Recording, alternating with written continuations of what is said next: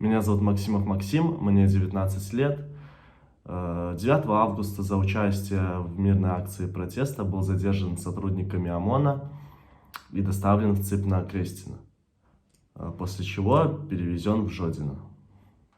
После того, как меня отпустили, спустя 2 месяца мне стали поступать звонки с анонимного номера. Представились они с местного РОВД и просили со мной встретиться для разговора. Я же знаю, наслышан, чем заканчиваются такие разговоры, наручниками, конечно же. Я, сославшись на болезнь, отказался. Проанализировав ситуацию, я решил, что безопаснее мне будет покинуть территорию Республики Беларусь. Один мой друг посоветовал мне обратиться в организацию «Допомога», которая помогла мне уехать с территории Беларуси. После моего приезда в Вильнюс фонд «Допомога» предоставил мне бесплатное жилье и еду на первое время.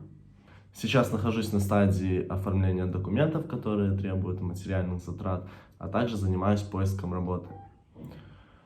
Все мы знаем, что сила в правде, сильнее тот, кто прав.